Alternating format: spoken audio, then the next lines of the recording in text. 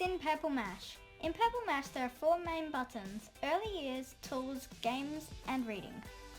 Beneath these, to the left, you will see a featured panel, and to the right you can browse resources by subjects or by topic. At the top, you'll see the feature buttons. The first of these is To-Dos, and here we can view the to-dos that our teacher has set. Alongside this, there is the work button where work is saved. We all have our own work folder to save our work in. Teachers have a data area to view scores and judgments. Next is the sharing area for viewing display boards and blogs. Teachers have a teachers area, probably where they drink coffee. It has planning and document stuff. To the right of that, there is a search bar. We can search by keyword and filter by subject and age category. There is a bell that alerts us and takes us directly to the task our teacher has set. To the right of this is the avatar. We love creating our own avatars. Teachers have a drop-down menu with admin options. Let's look at the Purple Mash content. The first big button is Early Years. In here is Mini Mash. Mini Mash is a version of Purple Mash designed for children in the early years. Here we are in Mini Mash. When we are in Mini Mash, we can click around the page and access various activities. We save work into trays which can be seen in the middle here. We can click on the door to access outside.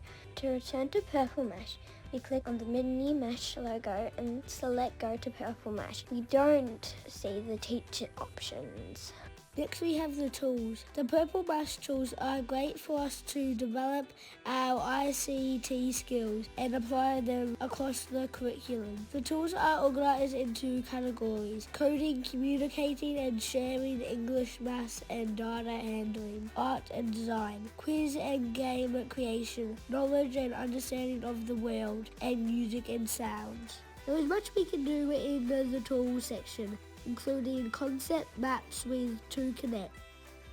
We can create a branching database using 2 questions. We can sort and interrogate data using 2 investigation database. We and our teachers can create quizzes using the tool ToQuiz. We can practice our typing skills using ToType, develop our coding skills, and create our own programs in ToCode, and learn to write syntax and solve challenges in Logo and the time crimes of Loganator. We can create 3D models into Design and Make, create pictograms into Count, and 3D games in 2D IY3D. We can use the paint tools in Paint Project to create pictures like this one of the owl babies. Create a leaflet, create a postcard, or make storyboards. Let's explore the interface and get to know one of the tools. As a teacher, you click on a tool to access it, and unless you're sending it as a to-do, you launch it. Some tools have various levels of access or options at the start. The popular paint tools on the left appear in lots of areas in Purple Mash. We use them to draw in image boxes such as this one. Underneath the image box here, we have a text box. We can write our story in there and change the font color and the font size if we want to. Even record our own voices. Quite often in the tools, you'll see an option to add a background image or a clip art image. When you click on these, you can generate your own or import them from the gallery. This can include choosing a file and selecting one from Purple Mash or from your computer. Lots of the tools are interactive and you can apply animation. Where this is the case, you'll see a play button at the top to see it working.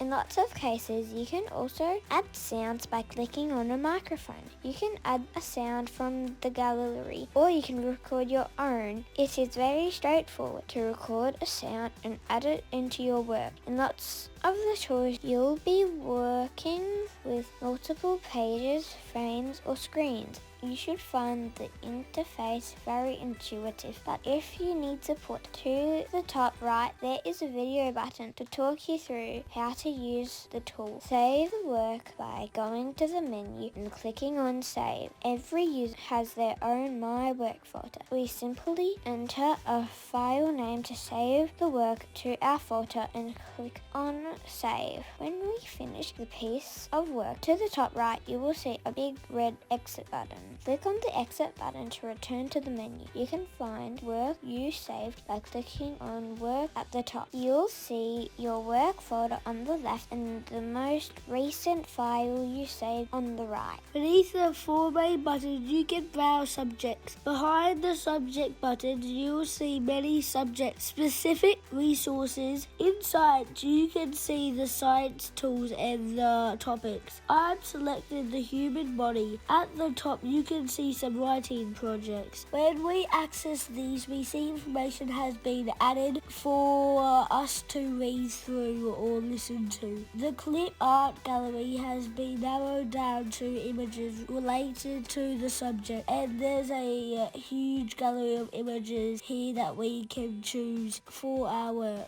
As well as writing projects, we can access other resources such as quizzes. In this quiz of the human ear, we drag the labels onto the image. Quizzes can be made up of many different question types. As a teacher, you can click on Stop to have a look through the questions. In addition to writing projects and quizzes, you'll often find other resources such as paint projects and printable resources. For this topic on the environment, you will find writing projects and a range of additional activities, including a slideshow and a serial mash book. On the home page, you can browse the topics underneath the subject.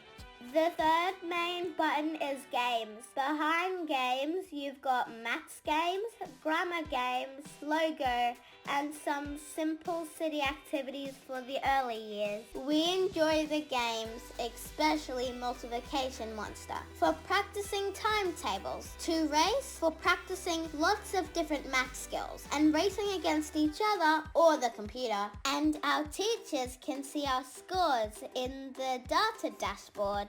The grammar games are interactive and organized by level, and the logo challenges are introduced with an animated video. We then use their maths and programming skills to solve the challenges. In Simple City, we can choose an area, such as the back. We can watch videos and have a go at the activities. These are resources in Purple Mash that have been identified as being excellent for the early years. Simple City is also found in Mini Mash. Look for the picture on the wall. The fourth main button is Reading. Behind the Reading button, you'll see lots of resources designed to support our students' reading. The first of these is Serial Mash. In Serial Mash, you will see several categories: diamonds, emeralds, sapphires, and firebolts. Behind each of these buttons is a series of books. Hover over the category to see the indicated age. I'm going to click on and have a look at emeralds. These are all the books written for 7 to 9-year-olds. I can hover over it and click on a book to see what's behind the button. Down the left-hand side, you'll see the chapters. Along each chapter, there are spelling, grammar, comprehension, and open-ended activities that relate to this chapter. When you click on the chapter, you can read it. There is text that is interactive. Some have audio and video recordings. From the top bar, you can also click to change the text size, text color, and background color. You can also print a PDF to read away from the computer. Returning to the main Serial Mash menu, you'll see a button that you can click on to get some teacher support and a button for Meet the Author activities. So that's a very whistle-stop tour of Purple Mash. I hope you enjoyed it. You can find out lots more about the tools and resources in Purple Mash by contacting Sarah and Lydia. We hope you have fun getting your children logging in like we do. They might want to start by changing their avatar and their background. Happy mashing!